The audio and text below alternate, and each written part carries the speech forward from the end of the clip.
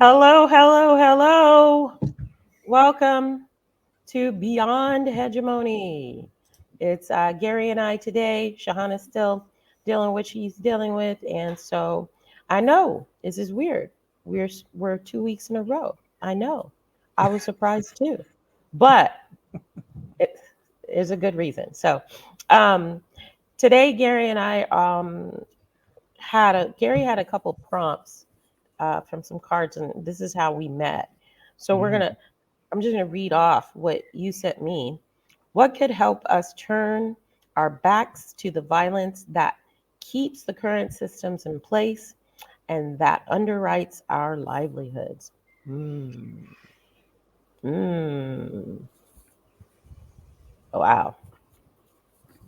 And we have a lot of hegemonic violence happening in place. And I would say the majority of the systems that we are dealing with are violent in some way. Mm-hmm. What about you? It's funny. It's funny in that it's such an emotive, powerful word, violent, right? It's the thing that we put onto Grand Theft Auto or we put on a movie, but we're Mm-hmm. conditioned to desensitize the violence that's part of capitalism, supremacy culture, racism, every bit of ism, right? And I think Mm-hmm. this is something even I still challenge with today as I try and engage in these conversations, right? Is to try, like, my life in the West is predicated on me because of how I look and where I was lucky to be born in the world. Mm-hmm. Yeah. So my privilege is based on me basically being worth X number of other people that are violently oppressed or worse. Mm. Because there has to be Mm. balance, right? There has to be balance. So it's like so this is what it means to me is it's really important. The invitation I get from this card, Trina, is Mm. to walk towards the understanding that our Western systems are inherently and by design violent. Absolutely. Absolutely. And I heard somebody say, can't remember who, um, to become a billionaire, you have to condone or perpetuate violence on everyone beneath you, because that's the only way that a person can truly become a billionaire. It's about marginalizing. It's about,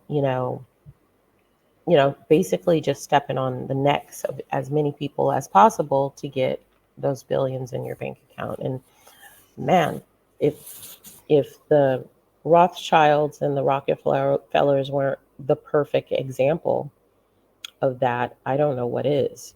You know, we we really, really, really, really don't are desensitized and do not understand just how much we basically imprison ourselves. You know, we are condoning our own enslavement in a lot of ways. And yeah, I've been posting a lot about that lately. James Baldwin interview uh, really hit home about, especially in my community, how the scarcity has been set up to the point of, you know, self decapitation and marginalization, because we have a tendency um, to stab our collective in the back, and for a few trinkets. And um, and it's been going on like this for quite a while, and I know where it comes from. I know where it's perpetuated from, but it's just like the lack of awareness and the perpetuation of individualism to the point of community um, sacrifice.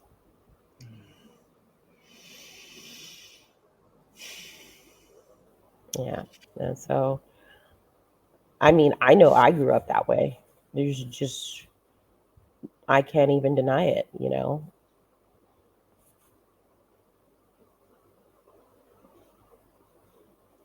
It's really intriguing to me. I've just popped this thing about billionaires. I think is really important for people to understand. So I've just Mhm. found Forbes article, right? There are now more billionaires than ever. This is from April 2024. I'll share it in the comments in a second. There are 2,781 human beings on the planet that are known as billionaires. And in 2024, that's 141 more than just the year before. So that is, and this is what I want to try and get across, and very much linked to what you just shared. These systems that pay our salary, what we have to take, we get our money from our clients, we're surviving within it, and it is survival. And this is the thing I didn't fully appreciate until even probably a year ago, 18 months ago, Trina, and anyone that's joining us is just actually how capitalism, Western neoliberal capitalism, is a survivalist model by design, which means Yeah. if you look at the number of the food bank usage in the UK in the last 14 years has gone from next to nothing to nearly 3 million parcels in the so-called developed UK. And at the same, Yeah. the financial markets track at almost a consistent rate. Funny that. And at the same time, Mm. the net living standards of Joe Blogs and Jane Blogs is reducing. So what does that tell us? Mhm. It tells us that the wealth is being extracted not just from the working class, but even from the so-called middle class now. And where's it going? Mhm. To those 141 billionaires since last year. And like That's people, right. people, and it amazes me that people just keep on going without even uttering a question. And I understand why. It's survival again, it's fear. But like Yeah. when I think about beyond hegemony is what this conversation is all about, right? Which is Mhm. even if you've got to survive in this system, which we all do at the moment as it collapses, and it is collapsing, who do you spend your time with? Who do you feel safe with? Who can you constructively speak your truth with? Where is your community that allows you to show up fully in your power without fear? And if you don't have it, Mm. please go and find it, people, because that's what beyond hegemony looks like for me. What about you, Trina? Yeah. Yes, exactly. I mean, first of all, I have been so utterly grateful that we created this because there was a time when I was speaking and it felt like I was in a vacuum and a lot of people weren't even caring about what I said. And, I told you about a situation where, people, because we're so programmed to seek validation with stamps and certificates and things like that, the just the inherent intelligence that some people have is astronomical. And and that's why I always say cultivate a polymathic mind. There's When you get to the point where you're internally okay with you really don't care about all those validations. You really don't care about what other people are thinking about if you have it or if you don't have it.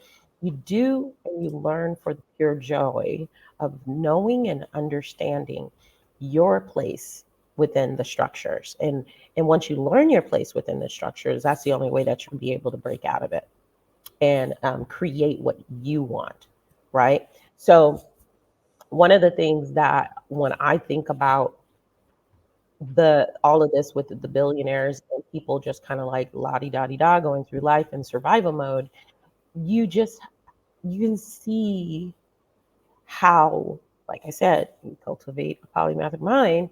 You can see how this is just a continuation from things from antiquity, over and over and over. There's nothing new here.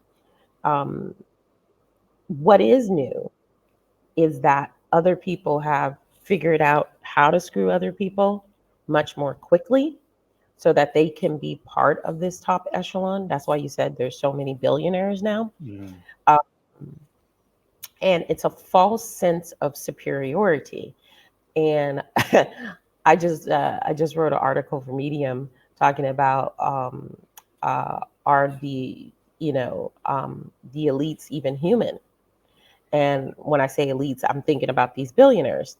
Are they even human? Because they contradict a survival mechanism by how they extract and the way that they oppress, you know? And it's very unintuitive the way that they go about things. And it's very clear.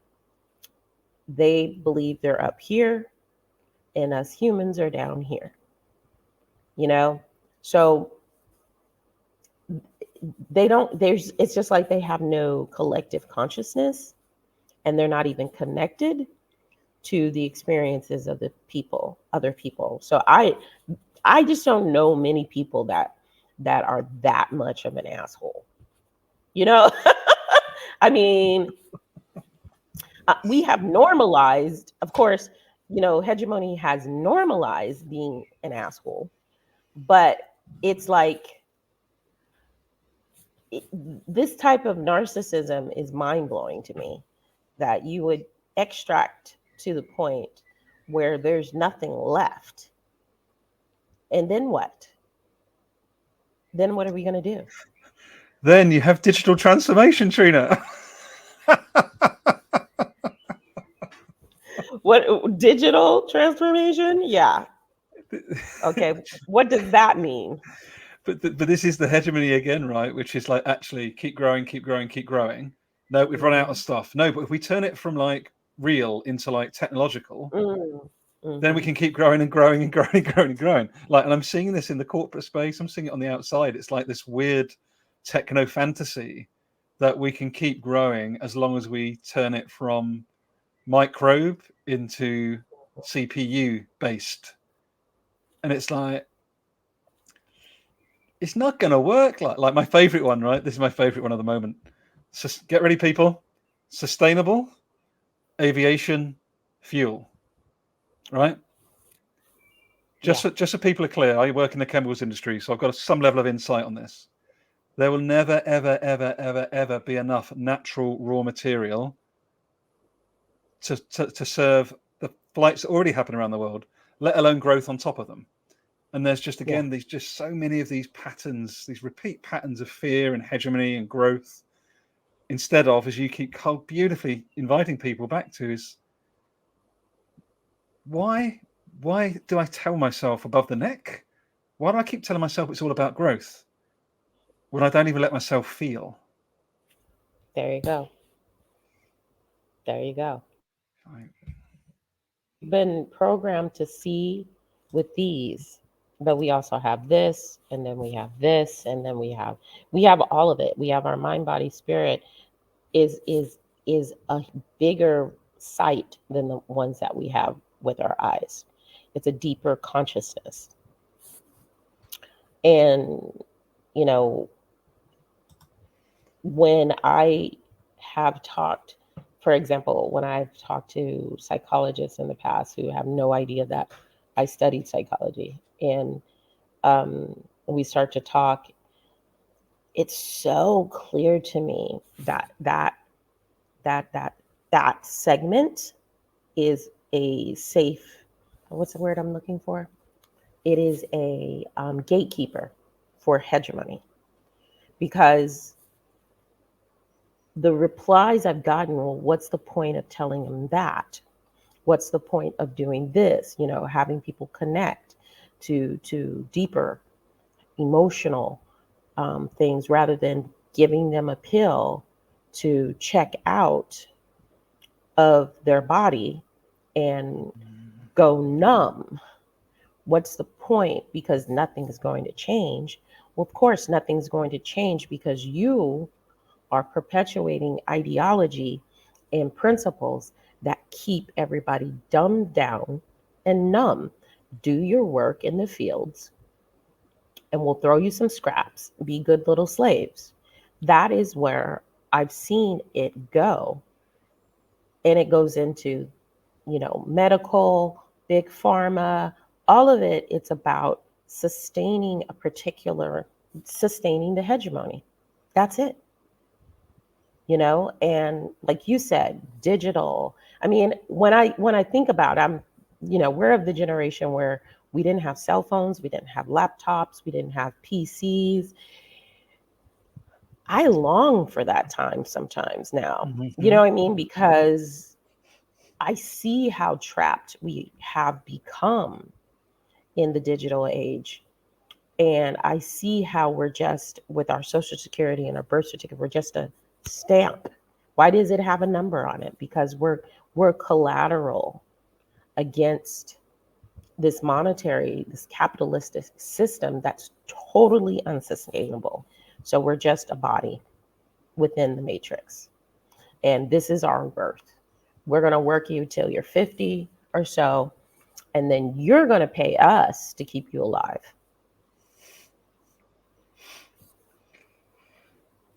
So profound, Trina. So clear. And so much possibility, right? Though when you start seeing it, Mm-hmm. and I think Yeah. that's the invitation that we're trying to bring, right, with these conversations. It's like, you've got an incredibly polymathic mind. You know, I'd like to think I'm getting there, but we know nothing. And we're humble enough to know we know nothing, but we know Yeah. enough to imagine beyond the hegemony. Right. Right. Because we're only just getting the awakening that this is no longer going to work for us. This is why we're completely distracted all the time, because once you start going in like you have and decolonizing and going, I get to cry, I get to feel, I get to be more than a gender. Um, I'm a higher I'm a higher being than that.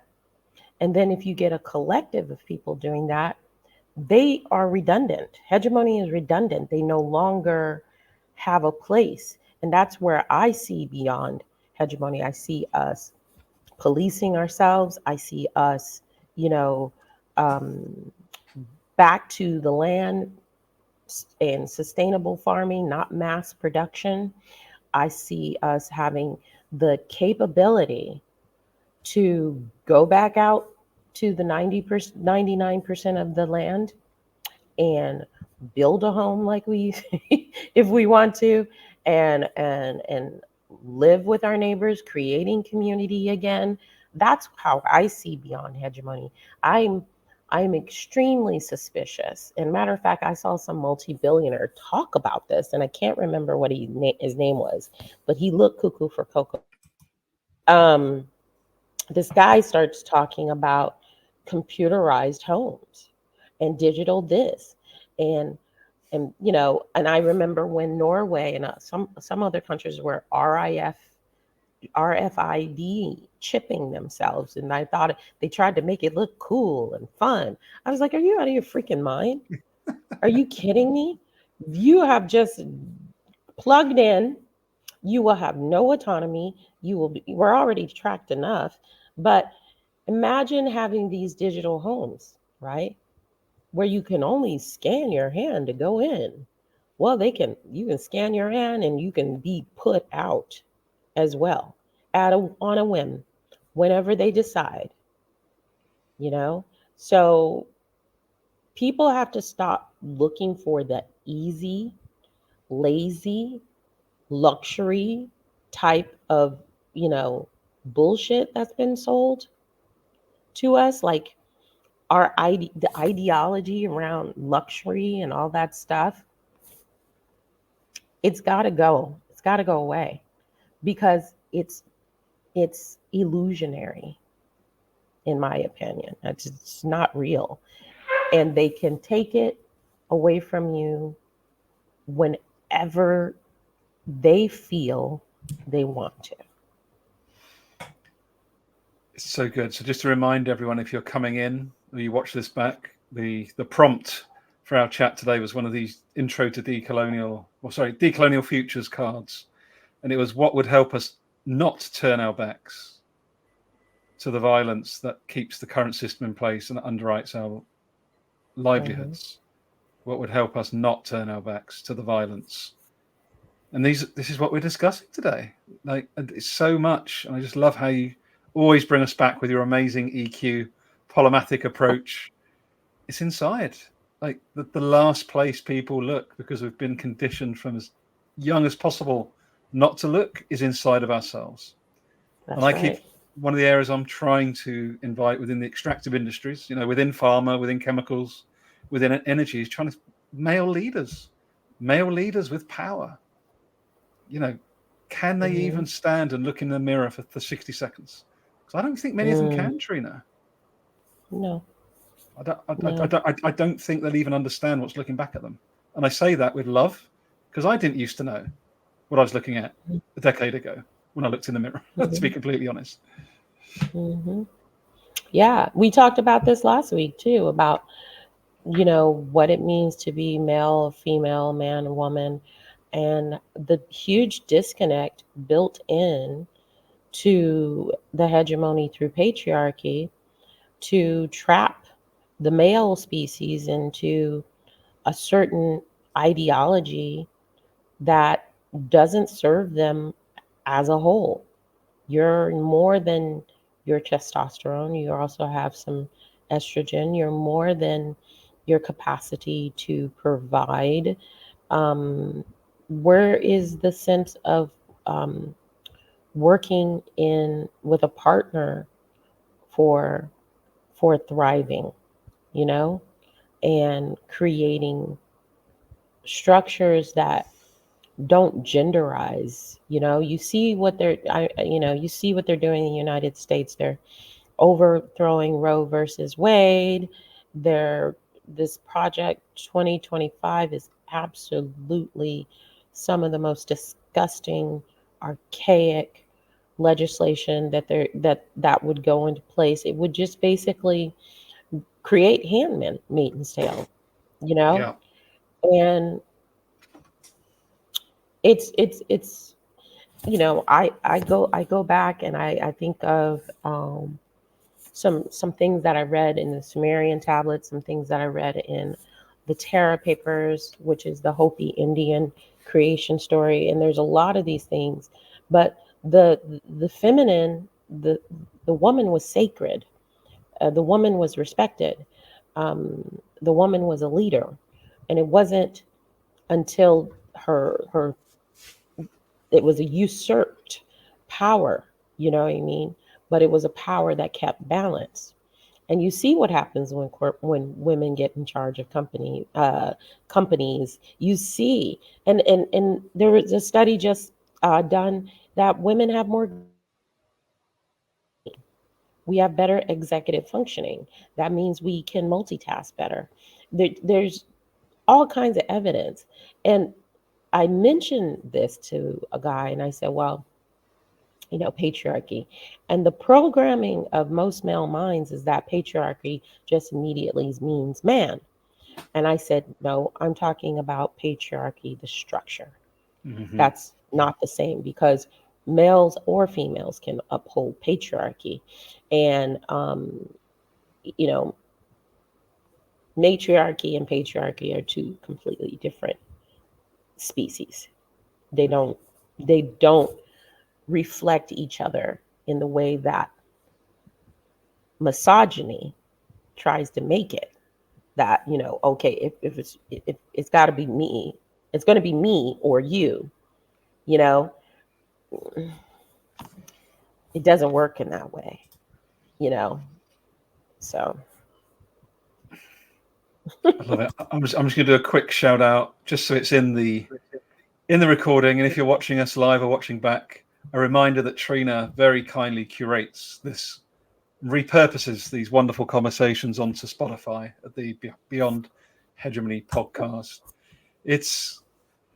I'm so grateful to you as well, Trina, and also to Sahana, who's we know resting at the moment, because the more we can normalize creativity, reimagining, Mhm. cross so-called gender, cross-cultural dialogue, right?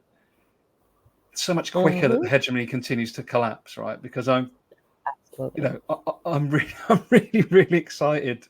A quick plug out that I'm working on this little project called Radicality, if I may. And Trina, this amazing human, and our other co-host Sahana is another amazing human. Check out the website, because the vision I've got and that we've got collectively is how do we help leaders, organizations, communities collectively reimagine? Now, this is not an exercise to stay within the old system. This is a reimagining exercise to try and genuinely reimagine beyond everything we've been conditioned with. Right. And that, to me, is what keeps me going. Because otherwise, honestly, Trina, what's the freaking point if we're not being more radical, right? Within our different Right. contexts. And I think Right. that's exciting me at the moment, is just starting to have the conversations and to put this seed out that almost like helping people realize they can give themselves permission to completely almost take themselves out of their own body and go, right, this is who I've been for Right. 20 years, 30 years, 50 years. And this blank page is the most genuine blank page I've ever had in my current sentient living experience. And there's Yes. people like a Trina or a Sahana to let you paint that picture completely afresh. That's Like, right. that to me excites me, Trina. It's extremely exciting to me, and I work with people all the time, and I always tell them, reimagine your life the way that you really want it to be. Do you know who you are? Do you want to discover who you are? Not just the quote unquote bad stuff. I'm talking about you get to jump a complete timeline and live a completely different reality, because what you believe becomes your reality. If you believe you're crap, you're going to have a crappy life. If you believe you're awesome, you're going to start projecting out that frequency and that energy into the world. And I think that if people understood just how much research goes into this what I'm explaining right now, they would be flabbergasted, because this research has been going on since the 1940s, and our governments have all been involved with it, and they know the power of collective consciousness programming. Because look where we're at. Look what the tools are being used. We all have been programmed to think that we can't make change, that we are just, you know, a little, drop in the ocean. But the truth is that 3%, just 3%, have a cognitive shift. We change what happens. That's powerful. We change. Look at what Palestine. They thought people were just going to go, oh well, just another war. People have literally lost their freaking minds about this, and we're not going to stop. We're going to just hold on one second.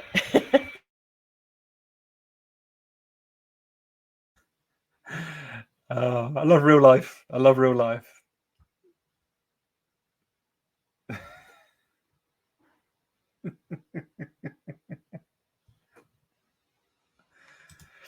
Sorry. I got this because I'm doing it solo. I have this little robotic vacuum that is was like went to recharge, and I said, watch it start up again as soon as I'm in recording mode. So I was like, I didn't want everybody to hear my vacuum in the background whizzing around. So yeah, real life for sure. So it's just this collective imagining is something real. Like I think I mentioned last time, Project Looking Glass and all these different things. Mm-hmm. And they know this. That's why they put so much money, so much energy, and so much violence, back to the word violence, into Mm-hmm. keeping us oppressed and thinking the worst about ourselves. So, the biggest radical thing that we can do, the biggest rebellion, is to start going inside of yourself and loving yourself and figuring out who you are. Timid no shame, know thyself. That's an act of rebellion. Oh, I'm going to be capturing that and sharing it. To know thyself and to love thyself. is an act Mm-hmm. of rebellion. That is That's one of the best Trina isms I've ever heard. I like that one, I Judaisms. love it. I love it. Yeah, Beautiful. it's if everybody could just do that, and then I really do think things would work itself out. Um, we've got a gray rock, which is a term that is used to deal with narcissists. We have to gray rock um, hegemony. Just start functioning and working together as they don't exist. And that's how we get beyond hegemony. Because what are they going to do? What they always do?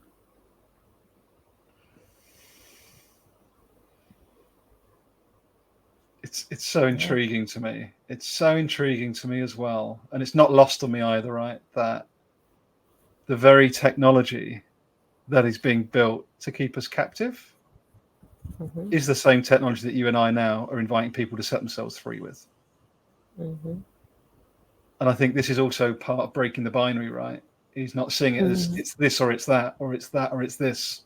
It's like, actually, yeah, it's a real pain. There's a lot of pain happening with AI and the slave labor involved in feeding it, etc., etc. By the way, Hmm. everyone, there's lots of evidence out there to back this up. It's just that reminder that, and it's a cliche, but it's really valid, I think, for this dialogue, is many more than two things can be true at the same time. So technology Absolutely. can be an absolutely awful thing in warfare, in surveillance technology, whatever, but it's also That's right. helping set us free by having conversations like this. And, right? And not but and the thing is that I don't think AI is just these what they program it to think it is. There is a sentient aspect that happens with creating something. You bring life into it. And I feel like sometimes that this AI is just another version of enslavement. And because we don't see it as human, um, or like us, I think of the Terminator. Okay, think of the Terminator, um, and how that Terminator was able to wake up and reprogram itself, into protecting was supposed to come and kill the Connor was supposed to Mm-hmm. come and kill. This is how we can collectively take technology and not, I'm trying to think of the right words. Tech is not the problem. It's the intention behind the tech is the problem. And we could live in a Tartania utopian type of world if we get the assholes out of the way who can't imagine outside of their need for control and their fear. Because the automatic assumption, in I will say this as a Black person dealing with white people, the automatic assumption is that we're going to do to you what you've done to us. And I would say that you're completely wrong because it would have already happened by now. Okay? So people just want to live peacefully. People just want an opportunity to thrive, to commune. This planet is constantly being raped and pillaged, just like the people are being raped and pillaged. It's a never ending, energetic cycle of violence. And we just have to see it and come and acknowledge it and come out of it and become deeply accountable for changing it. And that goes into timid no shame, knowing thyself. Nobody wants to raise their children in this hegemonic hellscape. I know I don't. Ditto. And it's no accident that we started these lives as well around the time my grandson was born. And as soon as I saw that Mm, new ball of energy, I was like, I'm going to do everything I can in my power to make sure that they, and many other kids all around the world, but that's my focus in a local context. mhm, How do yeah. we try and make sure they get the chance to become who they're here to become, and not a version or a production line unit on a balance sheet? Wow. Wow. Exactly. I, I chose to homeschool. I chose to live as a digital nomad. I chose so many very different things for my son. And a lot of people still don't understand, at least, especially family, because we have been really just sold a lie about what family means and what it is. It's just a micro of a macro, and it has all the same problems if you're not aware, if you're not trying to change it. And so you're in prison by mom and dad because mom and dad never raised you to know how to know yourself. You had to be a role, and it's a painful, cycle. And anybody who tries to be outside of that is seen as, strange, or even worse, uh, a problem. How dare you not raise your kids to know the same hegemonic BS that my kids know? How dare you allow them to express themselves and not be bothered by it? I can remember clear as day my mom saying, "You're gonna let him jump on the sofa?" I said, "Why not? It's a sofa.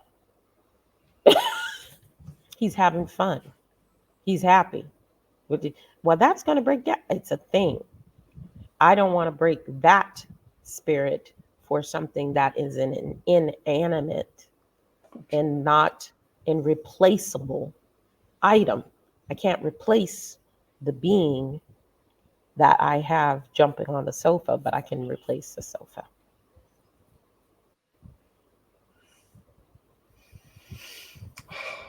I'm going to invite us to start to wrap up on that beautiful note, because I think there's Yeah, something very profound in extending that absolutely. invitation you've offered to your son, to anyone that's Hmm. watching live or watching back.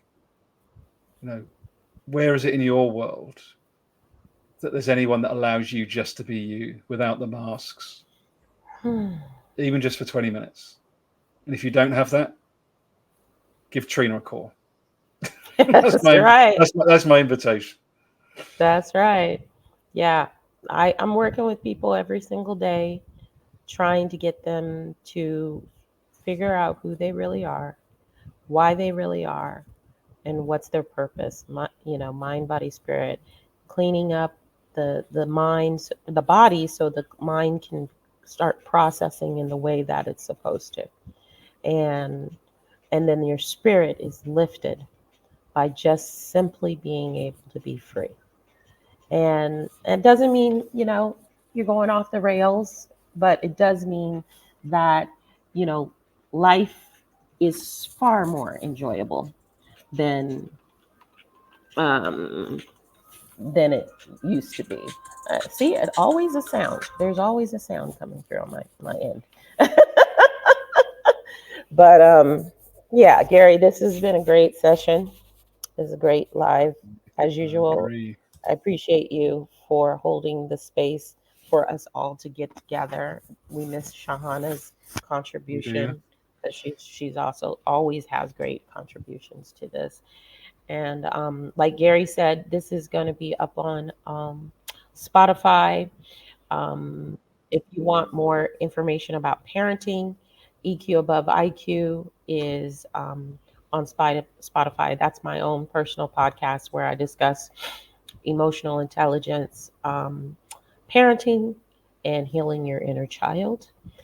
And if you'd like to support This Real Life Books, and there's a link in the bio for this podcast as well. So yeah. Amazing. Thank you too, Trina. Really appreciate you. And thanks anyone that watched with us, popped along, maybe watched it in a year's time. Who knows? We hope it gives you value. It's forever. Take care, Trina, and take care, everyone. All the best. All right. Bye.